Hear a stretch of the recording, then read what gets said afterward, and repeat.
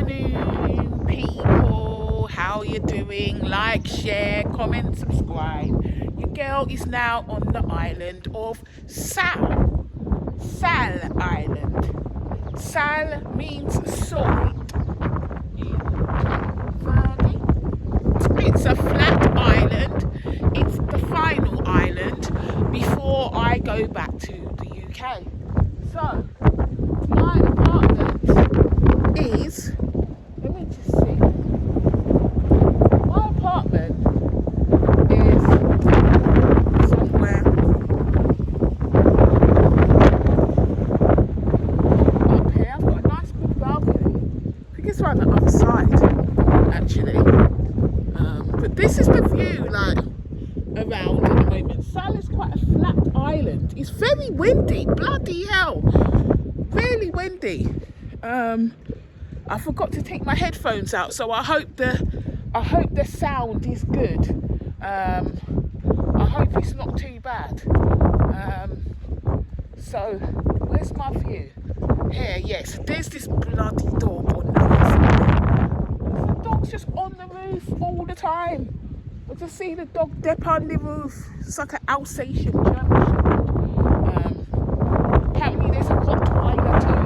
So yeah, okay, alright, so I can show you. My apartment is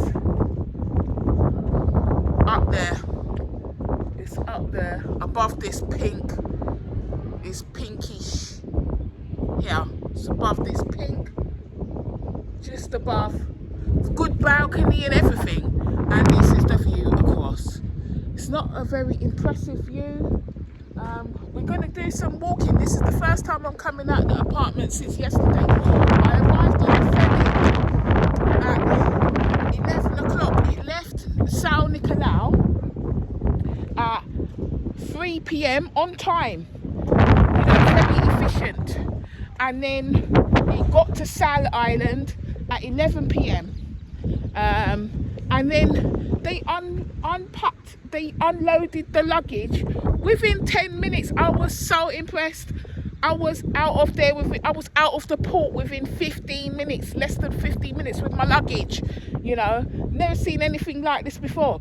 The problem is usually when the ferry is going the other way from Santiago up to Boa Vista. There's always a problem there when it gets to Boa Vista. Between Santiago and Boa Vista, it's always late. And actually even coming back the other way, because when I went to go to Santiago, it's the same ferry that I was on yesterday that comes back down. To get to Boa Vista, it's late, and it was arrive at Sal on time. So I don't know what the hell goes on, but this is it. Round here, I guess it's quite built up in comparison. It's quite built up in comparison. I feel like the Europeans have taken over. Here is a secondary school. Escola Básica e Secundaria. So that's a secondary school. Definitely secondary school. The guy told me that it is a school. So, you know, so behind me, try to show you as much as possible. So up here, I'm walking this way. This way is towards the town. I'm meant to be about 20 minutes from the town centre. It's my lunchtime walk, so I figured I'd just come out and have a little walk around the local area. I don't know if I told you, I decided on Espargos. So I'm not in Santa Maria, I'm in Espargos, because this is the capital and this is where the locals stay. And I would rather stay where the locals stay than in some fake, superficial, touristic resort. So there we have it. There's a taxi there in the background. I don't know if you can see it. It's blue and yellow. They're blue and yellow. They're actually blue like in Boa Vista, but they just got a different sort of yellow stripe going around them. That makes them different, but a similar type of blue taxi. As I said, they're all different on all the different islands. it cost €8, no, €7 to go from Espargo, from the port to Espargo. It's expensive, you know, €7. I don't deal with euros, so I just gave the taxi driver 700 escudo. But you know, if this was in Saudi, that would cost 350, 400 escudo. Definitely no more than 500. And same with Santiago, 300, 400. You know, Sal and Boa Vista is expensive. I mean, even going from Sal Rey to go from the airport to Sal Rey, €10. Actually, that was even more expensive than here, and that was closer in distance. You know, so look, you know, cameras are. I actually really feel like I'm in the Matrix. I actually feel like I'm just back in the Matrix. Yesterday, I saw 2 aircraft. Oh look at that. It's volcanoes. Look, 1, 2. I don't know if you can see both of them. I can see 2. There's 1. Yeah, and there's the other one, 2. Wow, they all got volcanoes. So here's a local snack shop here. I have no cash on me, nothing. I have nothing, no notes, nothing, because I ended up paying the taxi driver, and then you know, I had to pay cash for my accommodation. So I had to still take out cash to pay the rest of the accommodation fee. But yeah, I saw 2 aircraft. Oh my gosh, 2 aircraft. I was like, nah, I don't like this. It's not even that I saw them, I heard them, you know.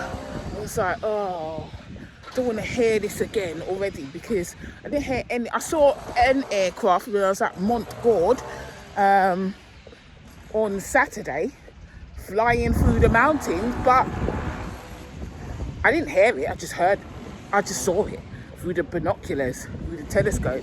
And then I didn't hear any in Tarrafal, you know, none in Santa Antal because there's no airport. South Vicente, I can't even remember if I saw or heard the aeroplane, maybe one, but that was weeks ago, you know, and stuff. So it's like back in it again, and it's very built up.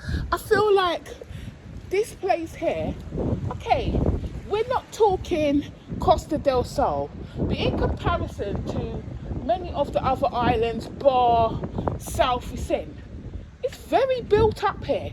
Very, very built up. I guess that's why I don't really like South Vicente, because I feel like it's just really built up like this, but it just got this feeling that this island's just been taken over by Europeans.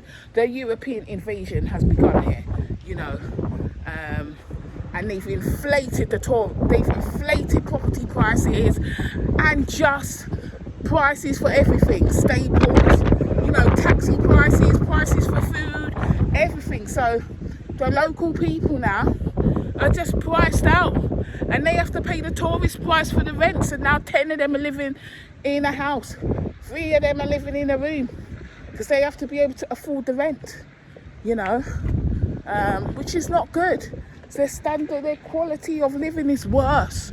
This is what's ahead of me. But Dad, yeah. I think I see the bank sign. I think I see the bank sign. I need money. This is some tourists here. You know, this is like, Mayo is like this too. Not as brought up as this, but yeah, this is not my kind of island. But I tell you one thing, my apartment is nice and cozy. 1-bedroom apartment, really nice, and oh la la, fiber. It's orgasmic. Fiber, proper fiber connection. I have uploaded about 5 videos, yeah, since I've got back, and that was And that was me taking my time. And these videos are like, blink, blink, blink, blink. It's like fast, trust me, fast. Yeah, I can't believe it. It's just beautiful. I didn't think I'd get this again after that apartment in South East that I stayed for like 2 days. I didn't think I'd ever experience this again. Oh my Lord, Lord, Lord, Lord, thank you, Jesus. So I'm very happy. Looks like there's a queue, man, for the cash machine. I don't know, we'll see. Yeah, I think it is a queue for the cash machine. God's sake. Yeah. Look, upon the queue. There's people all waiting. So, but yeah, fast. It's just so good. You know, I've got videos from before that I was uploading from Friday that hadn't uploaded. I got here, the video just uploaded in less than 10 minutes. Book, upload. But so I'm all up to date now, so I can actually get back to making videos for you again, you know. So yeah, weather's a bit cloudy, as you can see. This is not good weather. Like it's warm, don't get me wrong, like look how I'm dressed, like it's warm, but it's not, it's windy and it's cloudy right now. You know, this is not nowhere near as good a weather as Sal Nicolau. And Sal Nicolau was number 3 on my list. Oh look, here's a Chinese supermarket Yuan. So that's good to know, worth knowing. But yeah, you know, the weather's a bit intermittent. It's windy. At night time when I arrived, it was flipping cold. Yeah, it was cold. You need a hoodie, like in South East End, trust me. Don't be coming here like this thinking, oh yeah, I'm just gonna get off the plane or get off the port boat. No, you will be cold. You will be cold, trust me. So you know, it's intermittent. I don't know what it's like at Santa Maria. I'm sure I'll find out at some point. You know, there are some collective minibuses. Look, let's see the taxi there. There are some collective minibuses that take you into Santa Maria for €1.50, €1.50. Basically, the hotel the apartment manager told me if I don't get that collective back, said it runs from about 7 a.m. to 7 p.m. If you don't get it back, then you are paying about 20 to 25 euro to get back to Espargos. I was like, nah, I'm not doing that. So he was like, 7 o'clock because the last workers come from the hotels, because it's like Boa Vista, innit? It's going to be like Boa Vista where they just, it's crazy. You just see all these workers from getting in all these buses from Salve, coaches, almost like coaches, yeah, en masse, leaving Salve. They're all standing up on the road in their uniform. And you know they're going to the hotel, and that's what is going to happen here. In fact, it's going to be even worse because this place is more built up than Boa Vista. There's more hotels, there's more tourists. This is the destination. Boa Vista is following, but it's not quite where Sal is, yeah? So I can imagine, you know, I'm going to be stepping on, most of them hotel workers, they'll be getting on the hotels transport provided service, but there's still going to be others that work in the town centre that's going to be getting on in the shared collective with me, you know.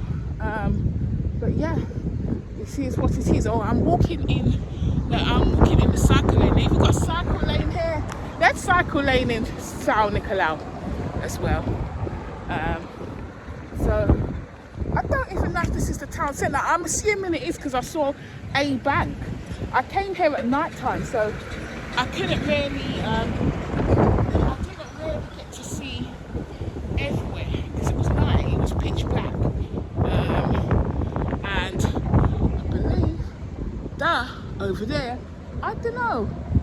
be air traffic control, you know.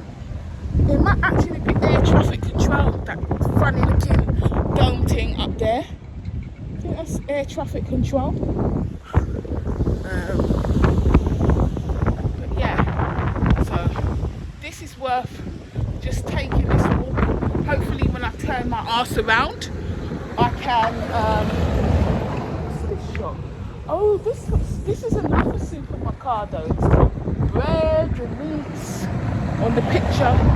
So hopefully there'll be less queue when I turn myself around and go back, you know. But yeah, Nielsen, you remember Nielsen? Yeah. I was like, oh, I need to, I messaged him yesterday asking if he can come and get my luggage and bring it downstairs, because remember I'm on the 3rd floor. I didn't hear nothing from him. So then I messaged Teak, the taxi driver, and just said to him, can you, look, this is, I think this is, look, we're gonna go and see. This is a mall down here. The manager did tell me that there's a mall, like a supermarket, shopping centre mall, so maybe that's it. Go and look anyway. But yeah, I messaged Teak and I was like, can you come at 1:30 to come and collect me, to take me to the pool? And also, can you bring someone to bring my luggage downstairs? Because I know Teak ain't bringing no luggage downstairs. So he was like, yeah, I'll bring the luggage. And then twos, I get my buzzer, my intercom ringing. So hello, it's Nielsen. I was like, oh my gosh. So he didn't even bother to message me back to tell me he was coming or not. So I had to message Teak and tell him don't bother to send anyone to come bring my luggage because Nielsen's here. So, you know, I was meant to pay Nielsen 250 escudo to bring my luggage down and whatever. But then he was very helpful because he took it in the port, took it up to the port gate, just did everything for me. So I gave him 500 escudo. You know, I was happy about that. Oh no, it's not a shopping mall. It's a stadium. Look, Estadio Municipal Marcelo Leitao. Yeah, so that's the football stadium, mate. That's definitely the football stadium. So, and that little alien dome thing up there, I'm pretty damn sure that's air traffic control. But yeah, they're still building here. So yeah, let me tell you.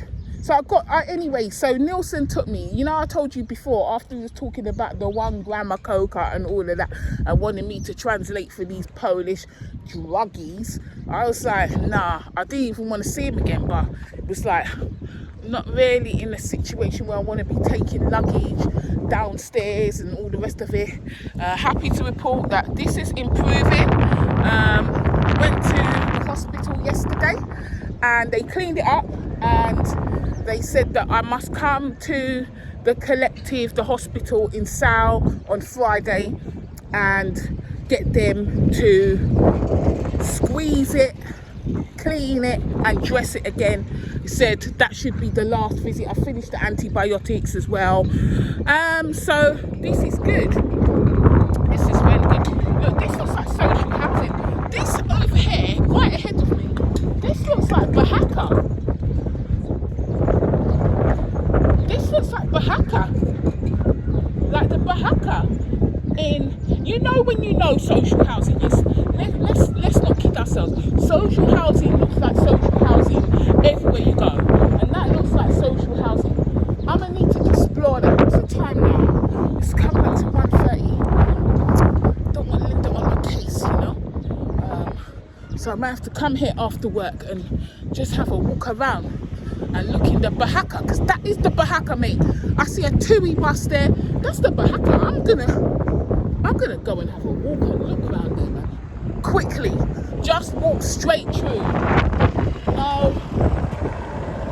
No stopping, you know. And come down on the side road back. That's Bahaka.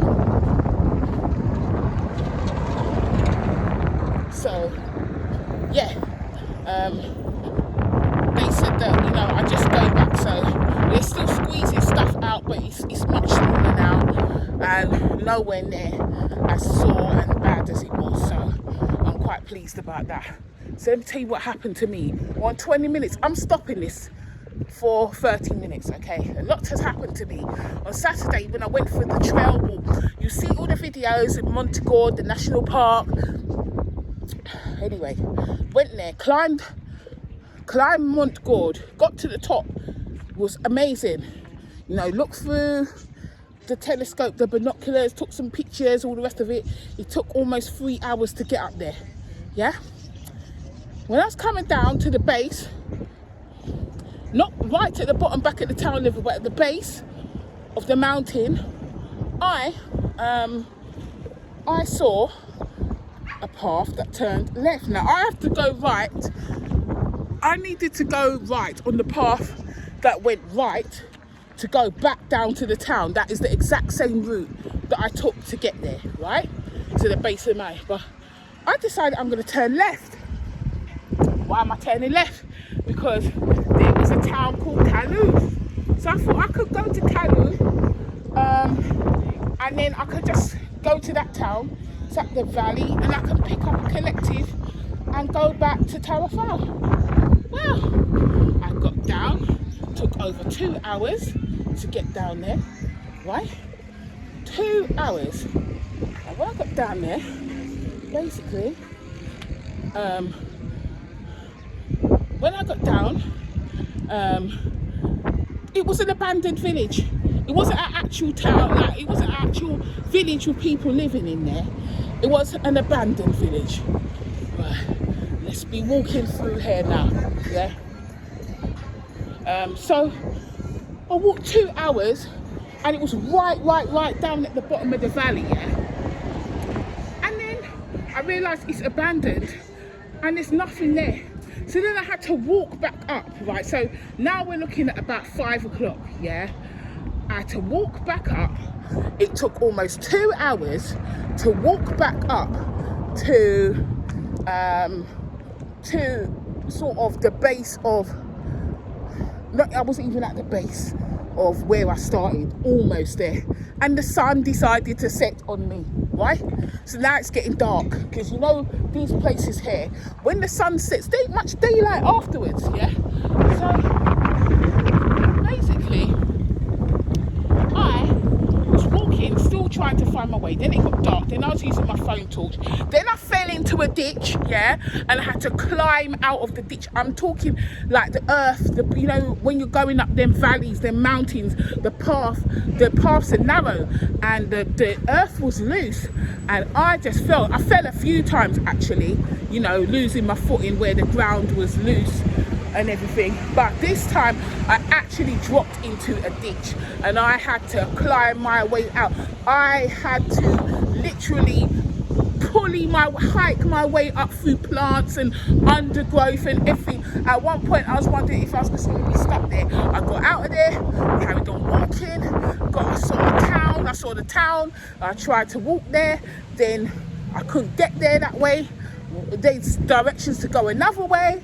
Then I stopped seeing the town. This is what happened. Okay. Yeah. Then I stopped seeing the town, and then I was like, I'm going back to the lights where I could see the town. So I walked there. I got scratched out. I was in shorts, you know. I was in shorts and vests like this, and my Converse. And basically, it got to a point where it was 10 o'clock at night. I had her message, T, yeah, the taxi driver. I phoned him, he didn't answer the phone. I said, oh my God, there's no one else I can call, right? So I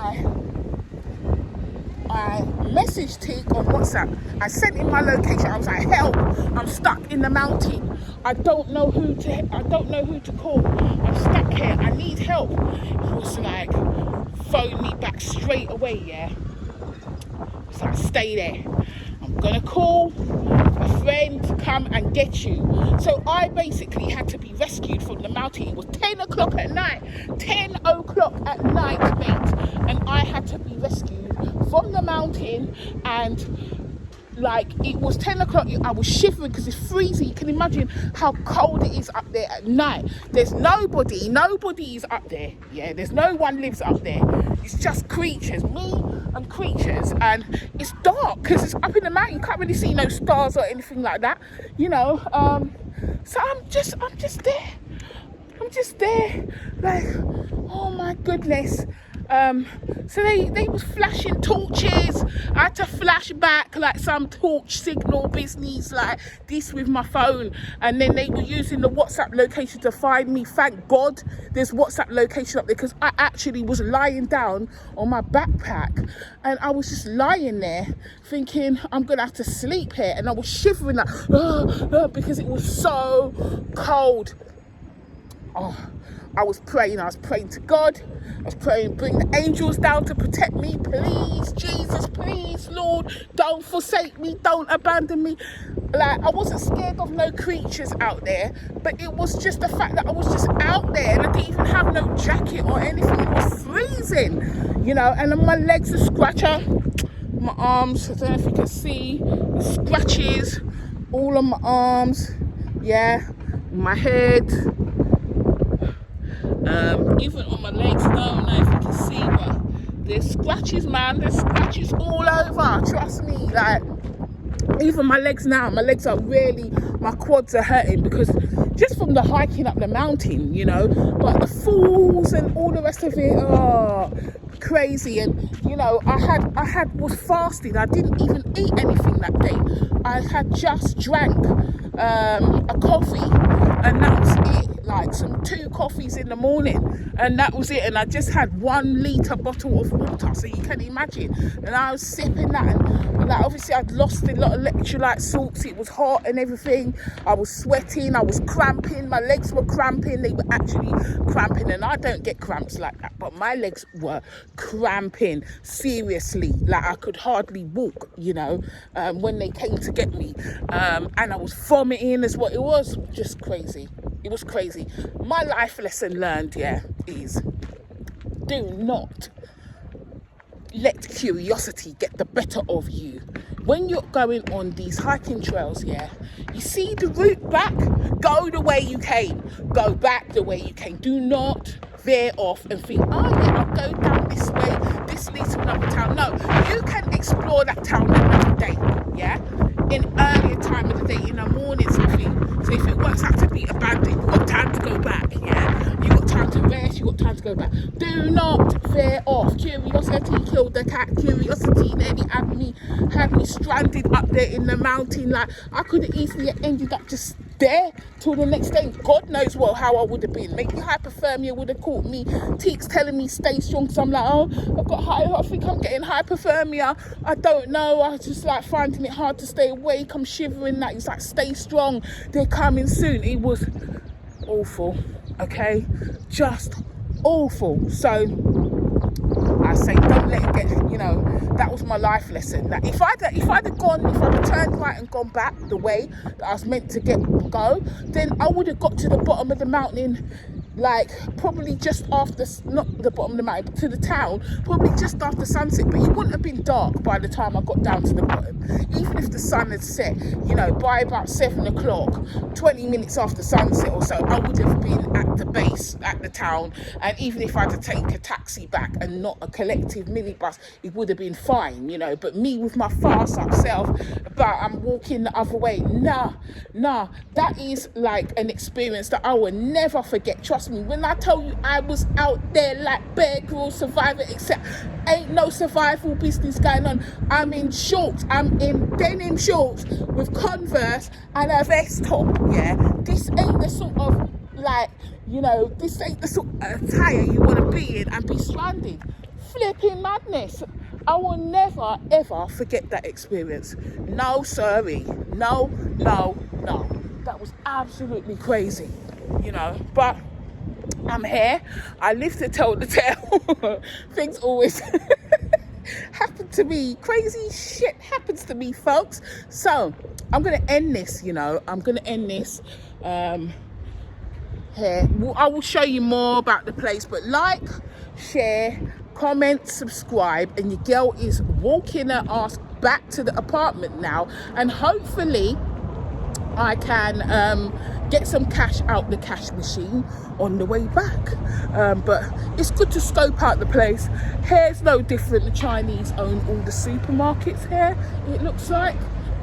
So that's what it is, really. But I'll speak to you soon, folks. Ciao, ciao.